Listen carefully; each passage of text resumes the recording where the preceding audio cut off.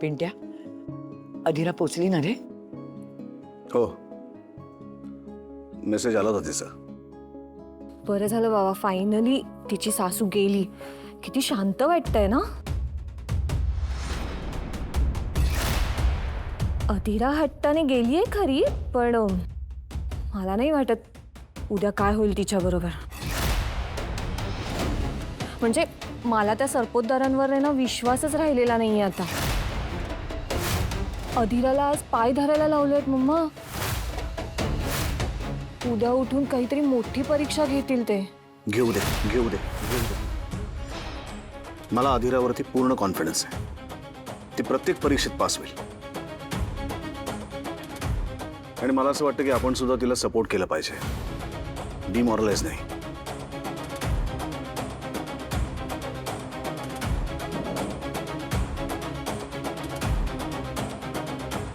Mamma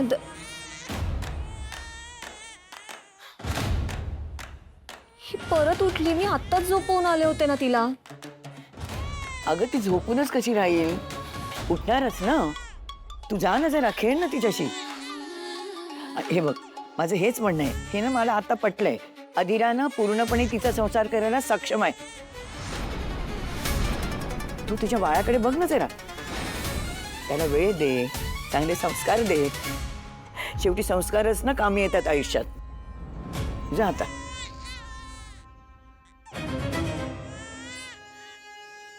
जा ना, बघ ना तिच्याकडे. आलेच.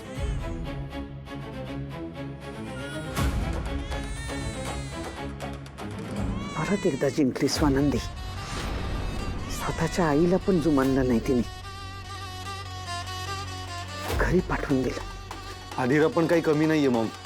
आपली बाजू घ्यायची सोडून त्या स्वानंदीला सपोर्ट करत असते. तेच तर दुःख आहे ना. माझ्याच मुलीने हरवलं मला.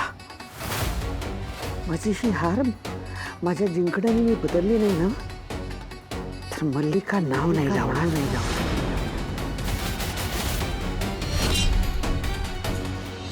झालं? आले आल्या धमक्या द्यायला सुरू. हा, हे बरं आहे. आधी मला घरातून बाहेर काढायचं, मग मस्तपैकी स्वतः छान छान राहायचं, मग मला परत घरी बोलवायचं आणि परत धमक्या द्यायच्या. मजा वगैरे काही करत नव्हतो का आम्ही? आम्ही सगळे आपापल्या कामामध्ये होतो, पण घरामध्ये शांतता होती. मग मला परत कशाला बोलवलं? बरी होती ना मी तिकडे. लेकीच्या सासरी जायची पद्धत नाहीये आपल्याकडे. वा, हे मस्त आहे. तुमच्या सोयीनं तुम्ही आपल्या पद्धती आणि रीती काढता. काहीतरी आपलं तुमचं बोलणं. राहू दे, खोटं बोलू नका. बघितलेत मी तुमचे सगळे फोटो, मस्तपैकी चमचमीत खातानाचे. पण तू ग, मी नव्हती घरामध्ये म्हणून 2 दिवस घर काय सांभाळलं असं स्वतःला अगदी हुशार वगैरे समजू नको. हा,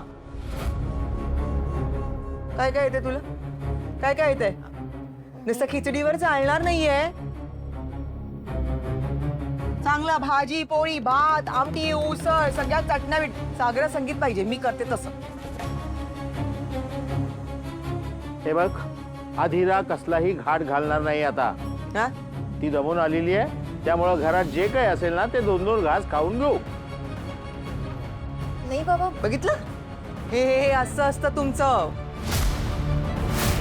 कधी माझ्या मनाप्रमाणे वागलात तुम्ही? नाही, कधीच माझ्या मनाप्रमाणे होत नाही या घरामध्ये. तिथे त्या राजवाड्यांकडे बघा, मोजता येणार नाहीत एवढे पदार्थ ताटामध्ये वाढायचे ते. साधा पेला उचलायला देखील मला द्यायचे नाही ते. सगळीकडे नो खर्चा कर, नो खर्चा कर. काय मजा केली मी. आणि इथे साधा चहा देखील कोणी मला विचारत नाही. इतक्या दिवसांनी मी आली आहे, पण कोणाला काही नाहीये त्याच. वा वा वा वा वा वा. बघ काय चेहऱ्यावर 12 का वाजलेत तुझ्या? काय झालं? मी आले घरी, वाईट वाटलं असेल ना? है ना? वाटणारच. इतके दिवस बायकोचं राज्य होतं, मस्त खुशाल मज्जा केली तुम्ही लोकांनी. मी आले, दुधामध्ये मिठाचा खडा पडला. करा करा, मज्जाच करा.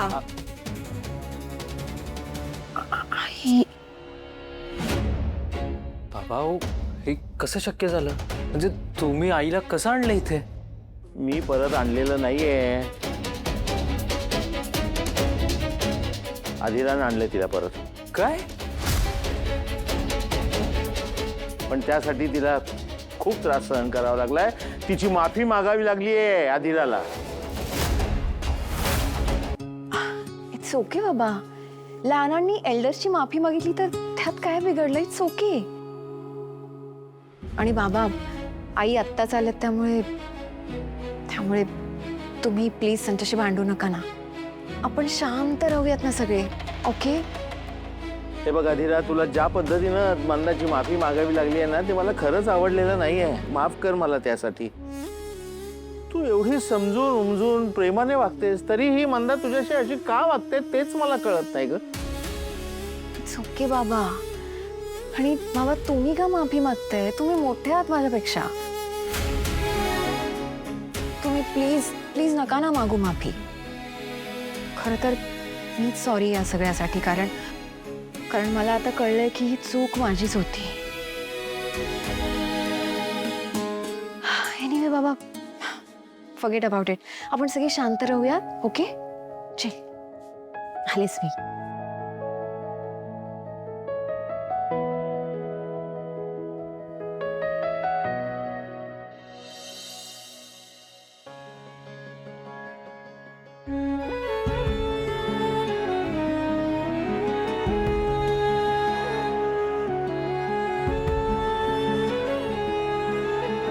राज, ऐका ना, तुम्ही रागवलायत का माझ्यावर? नाही का? मग असे का वागताय माझ्याशी? असं म्हणजे कसं?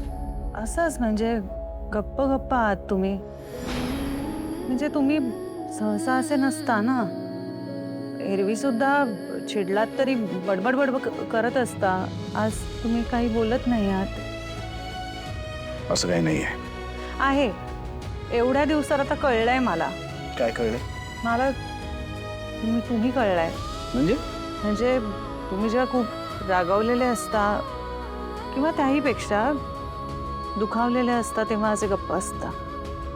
म्हणजे आता मी शांत आहे याच्यातनं तुम्हाला हवा तोच अर्थ काढणार आहात का?